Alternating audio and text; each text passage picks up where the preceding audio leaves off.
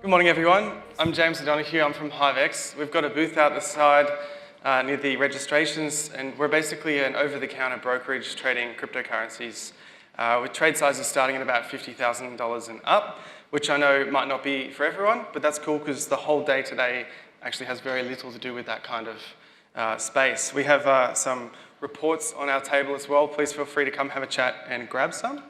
But I thought it was a good way to wake up this morning when the price of Bitcoin has gone up $1,200 overnight in the last 24 hours. It's almost the price of an ounce of gold, which some people might find amusing. But obviously, not 2 days ago, we saw the price drop $800. And so it's not that it's this endless thing. And if you talk to Brad Silver, our head of trading, he might have a big smile on his face. I believe that he took both sides of these trades, but in terms of price and money and whatever, that's really not what today's about. And I want to stress that. There'll be a small amount towards the end, talking about what trading is and how to do it and when and where.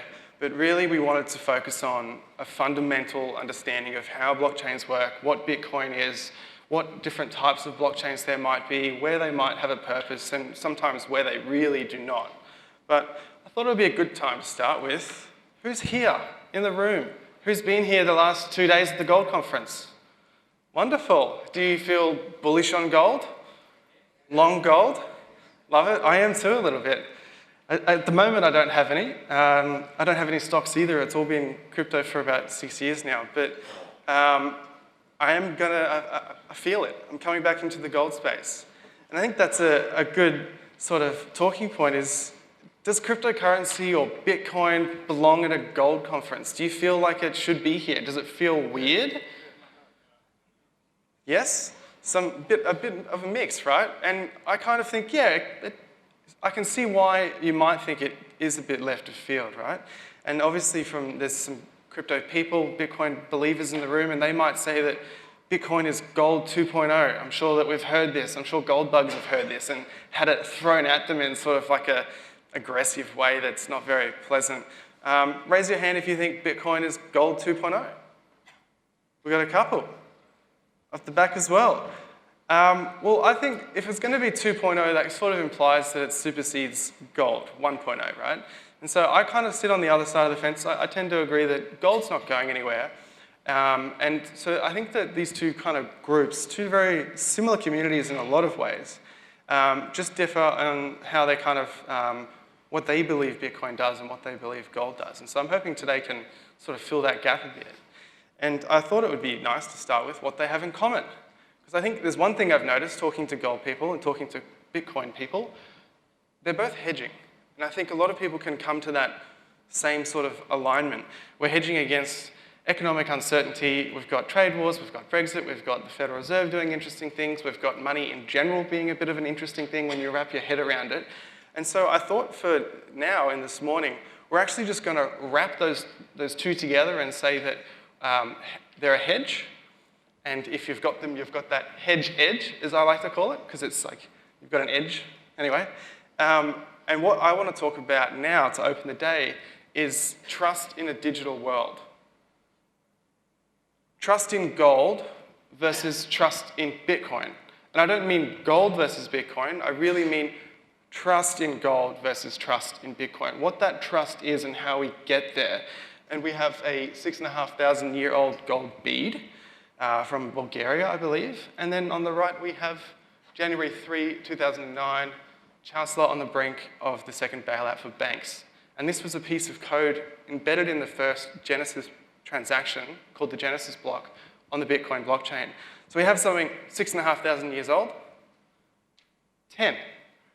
So it's quite reasonable to think, like you can understand why gold people look at that and think, it's a bit of a joke, right? But what I want to clarify is that when we look at gold, what we're looking at is a trust in history. We have a historical trust. We've got presence, usage, supply, demand. We have also trust in the industry itself. If you walk around outside a lot of the booths today, they have standards that they all meet for how they reach the estimations of what gold is in the ground. And because that's a really mature market, it's not the case of like someone drills once and can put that, if they're an ASX listed company, they can't go out and say that's what it is. They have to have met a certain standard. And so there's different types of ways that we get trust. And with gold, we have a long history of it, but also we have a history in terms of its developed market, the way that it works, the regulations in place, and the process for digging it up and getting it to market. When we talk about Bitcoin, however, we're talking about a different type of trust, a trust in a mechanism. And I'll give you a high level for now, but Stefan Levera is here later to give you a much deeper dive into the structure of Bitcoin and the ecosystem. What we have is a permissionless blockchain where anyone can choose to take part. They can choose to help secure it, or they can choose to speculate and invest, and that makes them a part of the community, or they can use to buy and sell products with it, receive it at their store, and so on. And it's transparent. Every transaction on the Bitcoin blockchain is visible to everyone. It's also decentralized. What we have is a distributed network of computers, individually and independently incentivized, and they earn Bitcoin for securing the network. That's where that last part, incentives, comes in. So what we have is like an ecosystem that's got different incentives, different reasons to be there, and collectively they help secure the network. And as a result, we get to be able to put trust into that mechanism. When we talk about mechanisms of trust, I think it's easy to give a couple of examples. If I was to lend a friend a laptop, take it home, and then I'm sure that it'll come back the next day, but if I was to lend someone I might not trust my laptop, I might ask them for a deposit, some sort of collateral, so that if they run away and disappear, I've got cash. If I'm doing business, I might trust someone for small things. I might have a contract for something that's far more, likely, or if things go wrong, could go really wrong, where I might not be able to rely on them, but at least I can rely on some sort of legal ecosystem to help protect me and have my obligations fulfilled or reimbursed. In addition, we've got industry standards, industry bodies that form ways that we should work together, like the gold example outside, how they dig it out of the ground. And overall market maturity, marketplaces, places that you can get access to these things. With gold, it's quite developed. There's all sorts of ways within Australia to buy it. There's all sorts of ways to transfer it internationally. And it sort of just builds together on top of one another as these ecosystems develop. Now, I want to make the point, I guess I'll ask you, what do you think Bitcoin is about at its core? Anyone want to, yep? Lack of trust in the current system. Same, yep. Convenience, I think that's a good one, yeah. I agree. I think it's a lot of things to a lot of different people, and I think that's one of the reasons it can be really difficult to understand and wrap your head around. And hopefully today I'll give you some more insight on ways you can look at it. I think it's about trust. It's about convenience, the ability to rely on something for that convenience as well. It all comes down to how can you get trust out of this technology? And I wanted to quickly throw it to you guys to let me know throughout the day, what's something that you would like to learn about or hear about? Are there any major things up front that you think, I really hope they cover this? Because we're going to cover a lot, but otherwise at the end of the day, there's a Q&A. And that panel there is literally, given last night's panel, we had lots of questions, so we just want to open it up for the full afternoon. Yes? You can insure gold, can you insure Bitcoin? That's a good one. I can answer that right now. There are some ways that you can insure Bitcoin. And usually this is with third-party custodians, and they have insurance on that. I can think of one off the top of my head, it's BitGo. And they have hundreds of millions of dollars worth of Bitcoin under insurance from, I believe it's Lloyd's in London. And it's $100 million for each sort of way that they split that up. It's a space that's developing, and it really, to insure a Bitcoin, you need to have a really robust way of storing it and securing it to a level that an insurer not only understands, but is confident in, which is not something easy. But you probably can't insure personal Bitcoin without relying on a third party. Cool. Just a high level of the agenda today to give you guys a bit more context. We've got speakers talking on a number of different topics. What is money? What it means to be decentralized. We're covering regulation. We're looking at how blockchains and precious metals have overlap.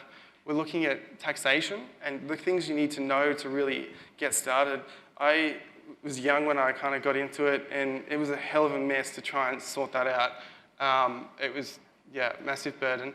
We're going to look at complementary assets, bullion and Bitcoin, and I think by now you've probably got the vibe. I'm not here to tell you to put everything in Bitcoin. I actually don't recommend that, but I think they can be seen as complementary. We're going to have speakers on that. We're looking at evolutions of markets, and this is trying to get that analogy to what we've seen in gold and how mature that space is. There has been a lot of maturity in the space developed over the last couple of years, and we've all probably heard of Mt. Gox, we've heard of exchange hacks, we've heard of people dying and disappearing, and they're the only ones with everyone else's money.